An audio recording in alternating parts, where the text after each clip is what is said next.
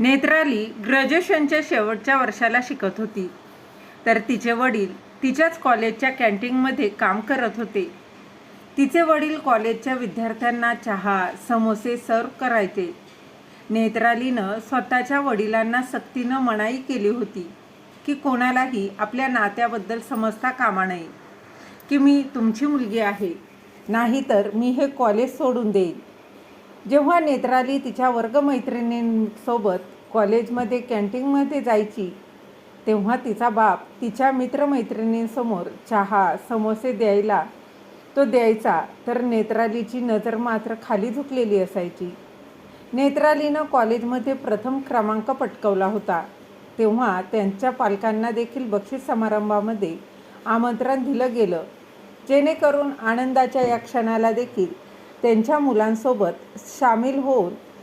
हे ऐकून नेत्राली आता खूपच टेन्शनमध्ये आली. कोणत्याही किमतीत तिची अशी अजिबात इच्छा नव्हती की कॉलेजच्या शिक्षकांना आणि तिच्या वर्गमित्रांना याबद्दल समजावं की तिचा बाप तर कॉलेजचाच एक साधारण कर्मचारी आहे, जो फाटलेले जुने पुराणे कपडे घालून कॉलेजच्या विद्यार्थ्यांना चहा समोसे सर्व करतो. बक्षीस समारंभ उद्या होता आणि नेत्रालीनं तिच्या वडिलांना सक्तीनं सांगितलं होतं की उद्या तुम्ही कॉलेजला येऊ नका, कारण की जर तुम्ही आलात तर मला खूप लाज वाटेल. आजारपण किंवा शहराच्या बाहेर जायचं आहे असं काहीतरी निमित्त सांगा, हेच आपल्या दोघांसाठी चांगलं असेल. तेव्हा बापानं मुलीला वचन दिलं की बेटी, तुला टेन्शन घेण्याची अजिबात गरज नाही. तुझ्या बापामुळं तुझी मान कधीही खाली झुकणार नाही. बक्षीस समारंभाच्या दिवशी जेव्हा नेत्रालीला स्टेजवर बोलवलं गेलं, तेव्हा ती मोठ्या अभिमानानं स्टेजवर येत होती, परंतु तिचे डोळे अगदीच विस्फारलेले होते. तेव्हा तिनं पाहिलं की कॉलेजच्या प्रिन्सिपलसोबत बसलेला प्रमुख पाहुणा तर अत्यंत भावस्पर्शी कथा आहे. शेवटपर्यंत नक्की ऐका. सुरू करूयात कथेला. आकाश पाटील एक सरकारी रुग्णालयात सफाई कर्मचारी म्हणून भरती झाला होता. तो रुग्णालयातील विविध वॉर्डची साफसफाई करायचा. वेगवेगळे वॉर्डमध्ये साफसफाई करताना तो जेव्हा रुग्णांना पाहायचा, तेव्हा त्याच्या मनातून फक्त एकच प्रार्थना निघायची की हे देवा, या रुग्णांना लवकरात लवकर बरं कर. त्यांच्या त्या सर्व्हिस दरम्यान त्यानं असं खूप सारे प्रसंग पाहिले. प्रसंग तो कधीही विसरू शकत नव्हता. असे अनेक रुग्ण होते जे अगदी बरे होऊन घरी परत जात होते, तर काही रुग्ण असेही पाहिले होते ज्यांचा मृत्यू दवाखान्यातच होत होता. त्या सगळ्या प्रसंगामध्ये त्या एका घटनेनं अशी काही घटना घडली की जी घटना आकाश कधीही विसरू शकला नाही. एका बाईला दवाखान्यात आणलं गेलं, जिच्या प्रसूतीची वेळ जवळ आली होती. ती वेदनेनं ओरडत होती, तर तिचा पती तिला धीर देत होता.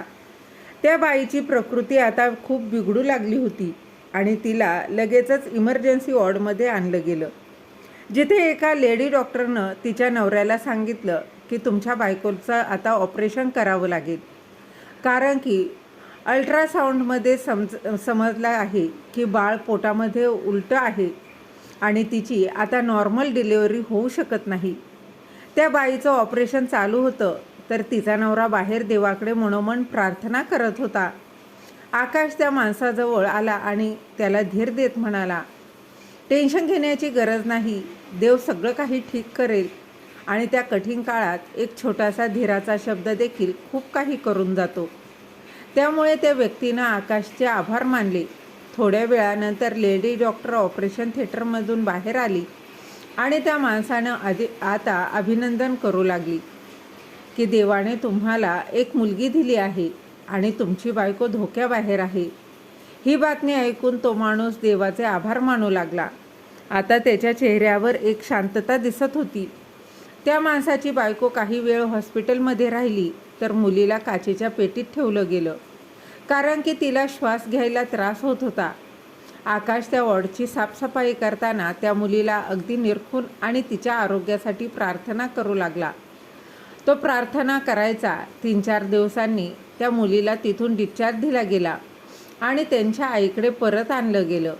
मुलगी आता बऱ्यापैकी नॉर्मल झाली होती आणि स्वतःच्या आईचं दूध पिऊ लागली होती. जवळपास 1 आठवड्यानंतर त्या बाईला दवाखान्यातून डिस्चार्ज दिला गेला आणि त्यावेळेला आकाश बाहेरची साफसफाई करत होता. तेव्हा त्यानं पाहिलं की ती बाई तिच्या नवऱ्यासोबत परत जात आहे. ती बाई एका गाडीमध्ये बसली, परंतु आश्चर्याची गोष्ट ही होती की तिच्यासोबत त्याची मुलगी नव्हती. आकाश खूपच हैराण झाला की ते दोघं मुलीला सोबत का घेऊन जात नाहीत. आकाश त्या मुलीसोबत खूप जास्त जोडला गेला होता आणि रोजच्या रोज 2-3 वेळा तिला बघायला नक्कीच तो जायचा. काही ना काही आकर्षण त्यांच्या मनात त्या मुलीबद्दल निर्माण झालं होतं. तो वॉर्डच्या आतमध्ये दाखल झाला तेव्हा त्यानं पाहिलं की नर्स त्या मुलीला उचलून बाहेर घेऊन जात आहे. आकाशला हे सर्व वाटलं की मुलीची आई गाडीमध्ये तिची वाट पाहत आहे आणि ही नर्स त्यांच्याजवळ जात आहे. परंतु आश्चर्याची गोष्ट ही होती की असं अजिबात झालं नाही. नवरा बायको दोघंही गाडीत बसून दवाखान्यातून निघून गेले होते, तर नर्स वेगानं पावलं उचलत त्या मुलीला घेऊन तिथून निघून गेली. मग ती दवाखान्याच्या मेन गेटजवळ आली तेव्हा आकाश देखील गपचूप तिच्या मागे मागे जाऊ लागला. गेटजवळ आता तो गेला.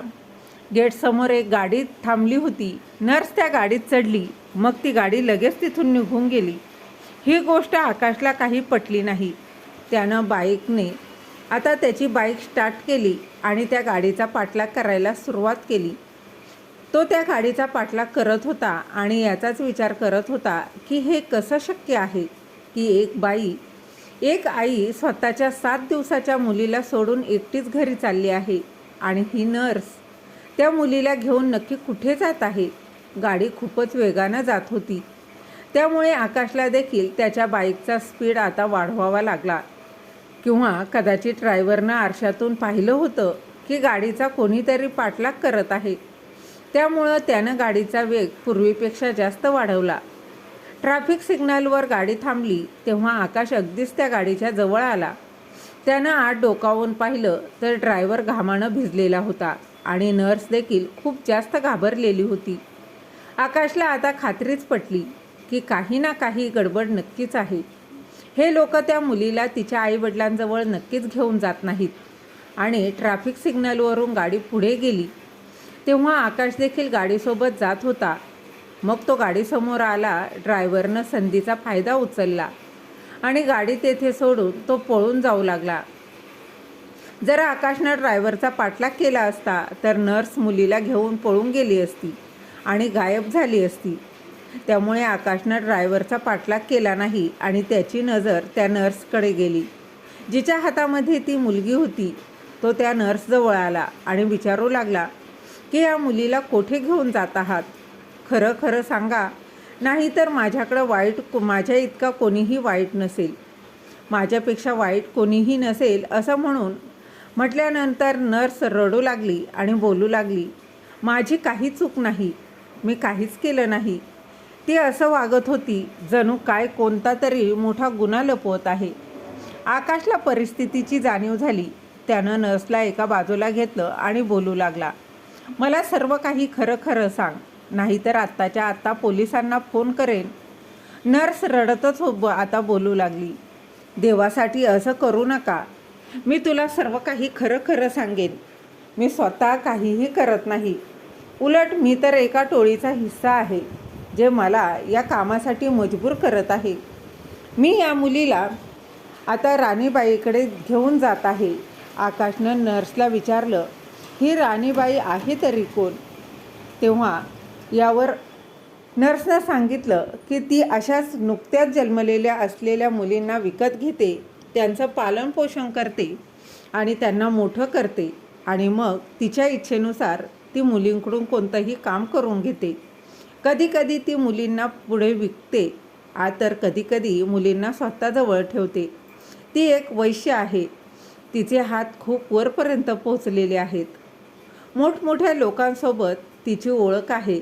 आकाश हे ऐकून हैराणच झाला आणि तो नर्सला बोलू लागला, मग या मुलीच्या पालकांना याबद्दल माहीत असतं का की त्या मुलींना कुठे पोहोचवलं जातं, की ते सगळं जाणून बुजून त्यांच्या या निष्पाप मुलींना दवाखान्यात सोडून जातात का? नर्सनं आकाशला विचारलं की असं काहीच नाही. वास्तव तर हे आहे की त्यांना याबद्दल माहीतच नाही की त्यांच्या मुलींना शेवटी कुठे पोचवलं जातं. खरं तर काही गरीब आईवडील त्यांना याआधी देखील खूप सारी मुलं असतात आणि महागाईच्या या जमान्यात त्यांना अधिक मुलांना सांभाळणं सोपं नसतं. ते त्यांच्या मर्जीनंच स्वतःच्या मुलींना दवाखान्यात सोडून निघून जातात. अनेकदा ते मुलींना सोडून जातात तर मुलींना मात्र सोबत घेऊन जातात. आणि कारण की डॉक्टरांनी त्यांना आधीपासूनच नीट सांगितलेलं असतं जर ते त्यांच्या मर्जीनं त्यांची मुलगी येथे सोडून गेले तर त्या मुलीला अनाथ आश्रमात सोडलं जाईल, जिथे त्यांचं चांगलं संगोपनही केलं जाईल. खरं तर पालकांसमोर मोठमोठ्या बढाया मारल्या जातात. मुलींना दवाखान्यात सोडण्यासाठी त्यांना काही पैसे देखील दिले जातात. त्यांना सांगितलं जातं की मुलींचा अनाथ आश्रमात पालनपोषण होईल, जिथे त्यांच्या शिक्षणाची, आरोग्याची काळजी घेतली जाईल आणि तरुण झाल्यानंतर अनाथ आश्रमातच त्यांचं लग्नही लावून दिलं जाईल आणि आधारानं त्यांची सासरी पाठवणूकही होईल. परंतु हे सगळं खोटं आहे. डॉक्टर साहेब त्यांच्या वेगवेगळ्या लोकांसोबत मिळून या मुलींना राणीबाईजवळ पोचवतात आणि या कामासाठी वेगवेगळ्या नर्सची मदतही घेतली जाते. नर्स बिचाऱ्या मजबूर असतात, कारण की डॉक्टरांकडे त्यांचे व्हिडिओज असतात. हे आधी नर्सला त्यांच्या जाळ्यात ओढतात आणि मग त्यांच्याकडून अशी कामं करून घेतात. जसं तसं आकाशनं हे सगळं ऐकलं होतं. त्याला असं वाटत होतं जणू काय तो आता बेशुद्धच होणार आहे. तो स्वतःला दोष देत राहिला की मी असताना हे सर्व घडत होतं आणि मला याबद्दल काहीच समजलं नाही. मागच्या 10 वर्षापासून तो याच दवाखान्यात होता, परंतु इतक्या हुशारीनं आणि शांतपणे हे काम होत होतं की कोणालाही कानाकोपऱ्याला खबर लागली नाही. खरं तर अशा माणसांना देखील याबद्दल समजलं नाही. तो रोजच्या रोज वेगवेगळ्या खोल्यांची साफसफाई करायचा. तो त्यांच्या हॉस्पिटलचा भाग होता. परंतु आता त्यानं ठरवलं होतं की तो आता हा अवैध धंदा बंद करणार. गुन्हेगारांना शिक्षा नक्कीच मिळवून देईल. जे गुन्हेगार त्या निष्पाप मुली जन्माला आल्यानंतर काही दिवसांनी अशा एका वातावरणात त्यांना पोचवतात, जे वातावरण नरकापेक्षा कमी नाही. आकाशने सगळ्या गुन्हेगारांना शिक्षा देण्याचं ठरवलं होतं. तो नर्सला बोलू लागला, तू आता माझी मदत करशील का? तुला तुझ्या कृत्याचा पश्चाताप होत आहे ना? नर्स रडत बोलू लागली, हो, मी तुमची नक्कीच मदत करेन, परंतु माझ्या जीवाला धोका होईल. कारण की हे लोक खूपच धोकादायक आहेत. त्यांचं नेटवर्क खूपच मोठं आहे आणि जेव्हा त्यांना समजेल की मी त्यांच्या टोळीचा भाग नाही, तेव्हा ते मला मारण्याचा नक्कीच प्रयत्न करतील. आता आकाश त्या मुलीला स्वतःच्या घरी घेऊन आला. स्वतःच्या बायकोच्या कुशीत टाकलं तर नर्सला अगदीच सुरक्षितपणे तिच्या घरीही पोचवलं. परंतु तो आता आरामात बसणारा अजिबात नव्हता. त्याला खूप साऱ्या लोकांचा पर्दाफाश करायचा होता.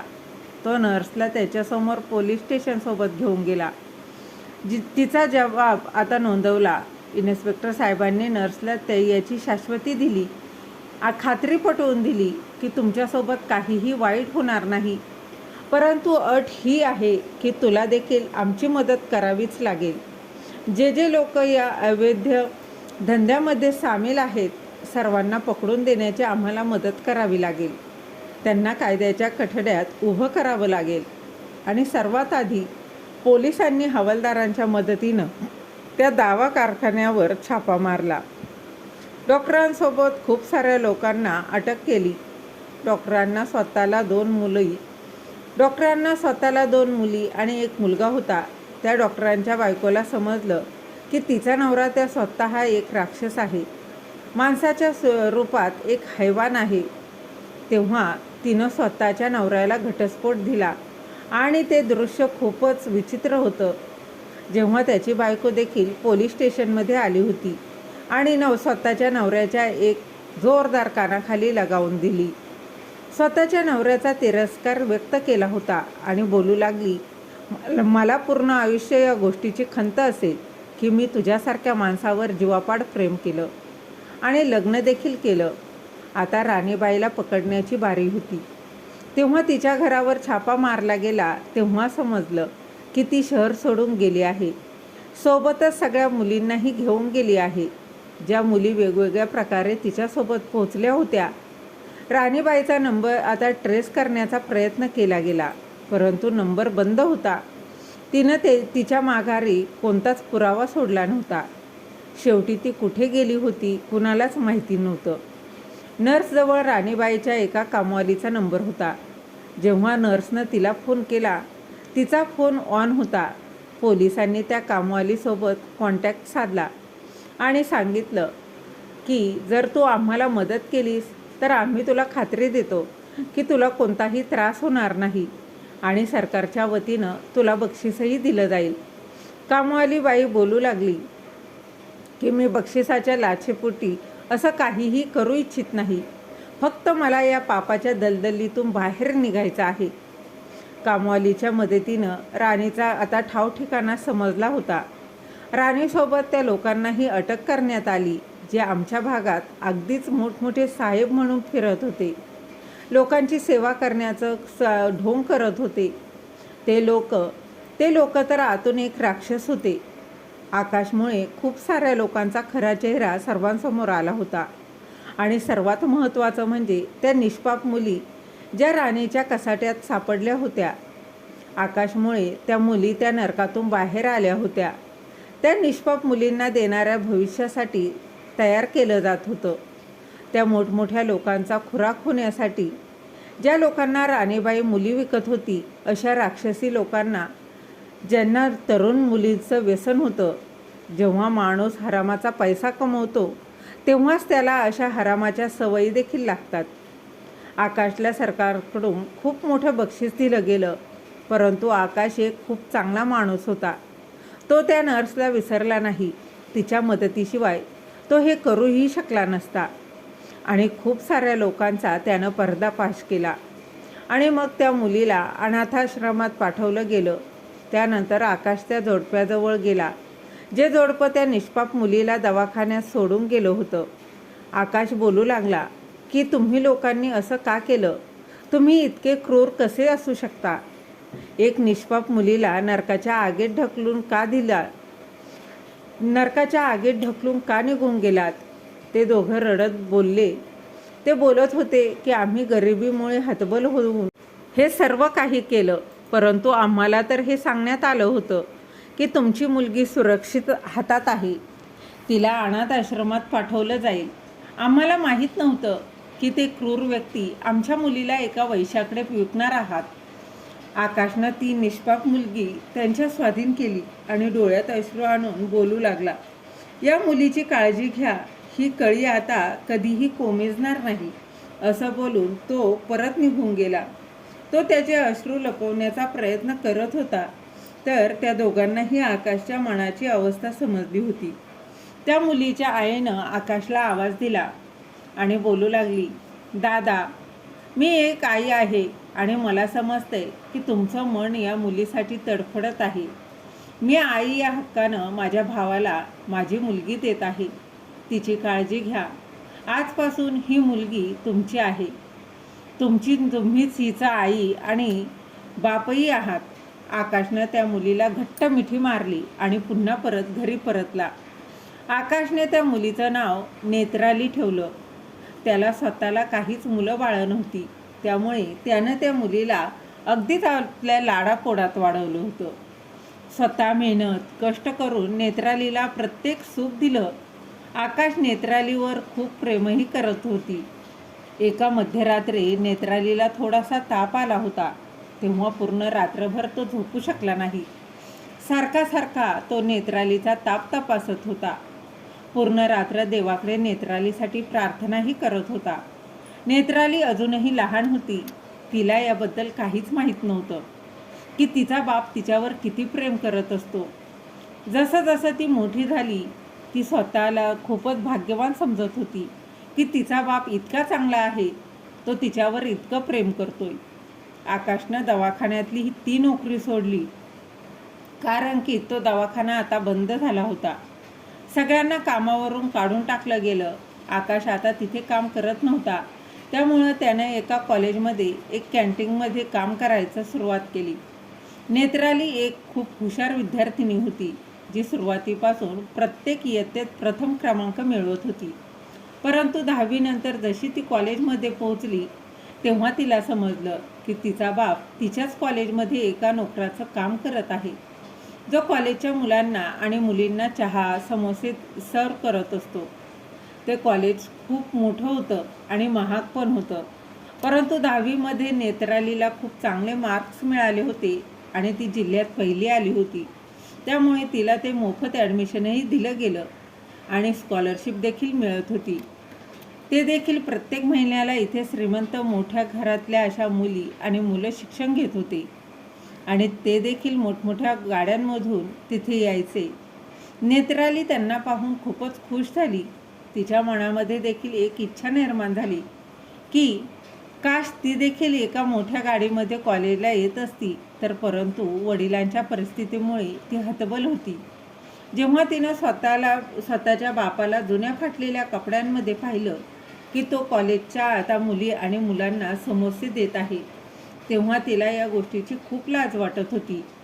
कॉलेजच्या पहिल्या दिवशी तिनं बापाला घरी सांगूनच टाकलं की बाबा, तुम्ही कॉलेजची नोकरी सोडा.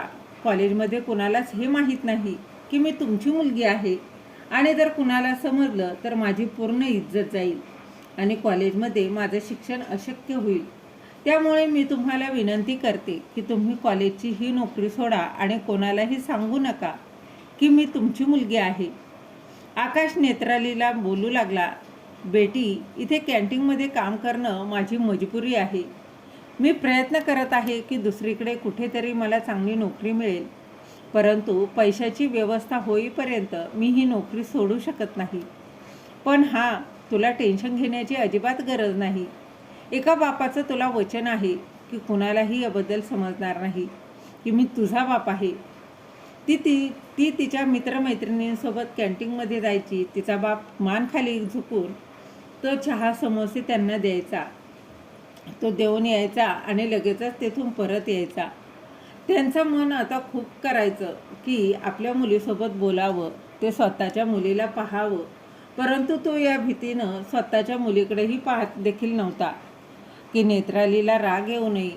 तो कोणत्याही किमतीत स्वतःच्या मुलीची नाराजी सहन करू शकत नव्हता. आणि एके दिवशी त्याची बायको त्याला बोलू लागली, परत येईल तेव्हा ती तिला सर्व सांगेल. मी तिला सांगेल की आज ती ज्या टप्प्यावर आहे ते फक्त आणि फक्त तुमच्यामुळेच आहे. ती तुमच्याशी असं कशी वागू शकेल यासाठी मी कधी विचारही केला नव्हता. असं का करत आहे मला माहीत नाही.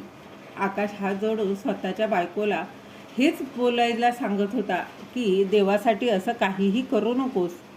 खबरदार, जर तू नेत्रालीला काही सांगितलंस तर ती ज्या प्रकारे प्रत्येक इयत्तेत पहिला क्रमांक मिळवते, त्यामुळे मला आशा आहे की ती कॉलेजमध्ये देखील पहिलीच येईल आणि डॉक्टर बनायचं तिचं स्वप्नही ती पूर्ण करेल. आकाशची स्वतःच्या मुलीसाठीची ही अगदी तळमळ होती. प्रार्थना अगदी फळाला आली आणि ती कॉलेजमध्ये पहिल्या क्रमांकानं पास झाली. ती फक्त कॉलेजमध्येच नाही तर जिल्ह्यामध्ये देखील तिचा पहिला क्रमांक आला. रस्त्यावर ठिकठिकाणी नेत्रालीचे पोस्टर लागले होते. पास झालेल्या विद्यार्थिनींसाठी कॉलेजमध्ये एका कार्यक्रमाचं आयोजनही केलं गेलं आणि त्या सगळ्या विद्यार्थ्यांच्या आईवडिलांना देखील त्या कार्यक्रमात निमंत्रण केलं गेलं. परंतु त्यावेळी देखील नेत्राली स्वतःच्या वडिलांना बोलू लागली, बाबा, हे चांगलं आहे की तुम्ही काही दिवसांसाठी या शहराबाहेर निघून जा किंवा आजारपणाचं निमित्त सांगा. आकाशनं मुलीच्या डोक्यावर हात ठेवून शपथ घेतली आणि हात ठेवून बोलला, बेटी, अजिबात काळजी करण्याची गरज नाही. माझ्यामुळे तुला कधीही मान झुकवावी लागणार नाही. हा बाप तुझी मान कधीही खाली झुकू देणार नाही. बक्षीस वितरणाच्या वेळेला नेत्रालीला मंचावर बोलवलं गेलं. प्रिन्सिपलसोबत शहरातील दिग्गज मंडळी बसलेली होती. परंतु प्रिन्सिपलच्या शेजारच्या खुर्चीवर जेव्हा नेत्रालीची नजर गेली तेव्हा तिला खूप मोठा धक्का बसला. जेव्हा तिनं पाहिलं की प्रिन्सिपलच्या सोबत तिचा बाप बसला आहे, ते देखील प्रमुख पाहुणा. या नात्यानं जेव्हा नेत्रालीला स्वतःच्या डोळ्यांवर विश्वास बसत नव्हता. ओळख करून देताना प्रिन्सिपलने सांगितलं की आपल्यामध्ये असा एक व्यक्ती उपस्थित आहे ज्यानं आजपासून बरोबर 20 वर्षापूर्वी एका मुलीला दत्तक घेतलं. अशा मुलीला, ज्या मुलीमुळे 70 मुलींचं प्राण वाचले, त्यांना बर्बाद होण्यापासून वाचवलं. त्या मुली आज या कार्यक्रमात सामील आहेत आणि त्यांनी या कार्यक्रमासाठी निमंत्रितही केलं गेलं आहे. हा तोच व्यक्ती आहे ज्यानं स्वतःचा जीव धोक्यात घालून त्या मुलींना इज्जतीचं आयुष्य दिलेलं आहे, सन्मानाचं आयुष्य दिलं आहे. मग प्रिन्सिपलने ओळख करून देताना तो सगळा प्रसंग सांगितला. जो प्रसंग दवाखान्यात घडला होता. त्या मुली तरुण झाल्या होत्या. एक एक करून त्या आकाशसमोर नतमस्तक होत होत्या आणि आकाश डोळ्यात अश्रू आणून त्या सर्वांना आशीर्वादही देत होता. शहरातले ते दिग्गज व्यक्ती आकाशला सलाम करत होते आणि स्वतः प्रिन्सिपल देखील त्यांना पुढे वाकून नमस्कार करत होते. नेत्राली खूप रडत होती. हे सर्व पाहून ती खूप जास्त रडत होती. ते अश्रू आनंदाचे नव्हते, तर नेत्राली या गोष्टीमुळे रडत होती की तिचा बाप एक असा अद्भुत माणूस होता, पण ती तिच्या वडिलांना ओळखू शकली नाही. तिनं नेहमीच त्यांना मळलेल्या कपड्यांमध्ये पाहिलं आणि त्यांच्या स्टेटसचा तिरस्कार करत राहिली. नेत्रालीनं बक्षीस घेतलं, परंतु तिच्या मनावर खूप मोठं ओझं होतं. तिला उघडपणे रडायचं होतं, पण ती जागा आता योग्य नव्हती, रडण्यासाठी योग्य नव्हती. ती तिच्या घरी जाऊन इच्छित होती. ती तिच्या वडिलांच्या आधी घरी पोहोचली आणि आतुरतेनं स्वतःच्या वडिलांची वाट पाहत होती. जसा आकाश घरामध्ये दाखल झाला तेव्हा ती त्याच्या पायावर डोकं ठेवून ढसढसा रडत होती. बाबा मला माफ करा, बाबा मला माफ करा. बापानं स्वतःच्या मुलीला घट्ट मिठी मारली आणि तो बोलू लागला, बेटी तू माझा अभिमान आहेस. रडणं थांबव, नाहीतर मी देखील रडायला सुरुवात करेल. नेत्रालीला आयुष्य सर्वात मोठा धडा हा मिळाला की माणसाला कधीही वरून आपल्या कपड्यांवरून ओळखण्याचा प्रयत्नही करू नये. कोणालाही तुम्ही कमी दर्जाचं समजू नये. कदाचित तुम्ही ज्याला स्वतःपेक्षा कमी दर्जाचं समजता, पण त्याचा दर्जा तुमच्याहूनही जास्त उंचीचा असेल, जसा आकाशचा होता. नेत्रालीनं शेवटी तिच्या वडिलांची माफी मागितली आणि म्हणाली, यापुढे माझ्याकडून अशी कधीही चूक होणार नाही. त्यावर आकाश म्हणाला, तुला तुझी चूक कळाली ना, त्यातच सगळं काही आलं. तर मग मित्र आणि मैत्रिणींनो, आपण आईवडिलांना कधीही कमी लेखू नये. कोणते तिथे तर नेत्रालीचा वडील तिचे आईवडील नसून त्यांनी तिची अनाथ मुलगी असूनही तिच्यावर खूप प्रेम केलं, माया करून तिला वाढवलं होतं. तरी ती एवढी मोठी चूक करत होती. शेवटी तिला तिच्या वागण्याचा खूप मोठा पश्चाताप झाला आणि मग ती आईवडिलांची माफी मागू लागली. आकाशनं देखील मोठं मन केलं आणि मोठ्या मनानं तिला माफही केलं. तर मग मित्र आणि मैत्रिणींनो, आपले आईवडील कोणत्याही कामावरती असेल, कोणत्याही पदावरती असतील, तरीही ते आपले आईवडील आहेत हे कधीही विसरता कामा नये. आईवडिलांना कमी कधीही लेखू नये. तुम्हाला काय वाटतं कमेंटमध्ये नक्की सांगा आणि कथा आवडली तर कथेला लाईक शेअर नक्की करा. धन्यवाद.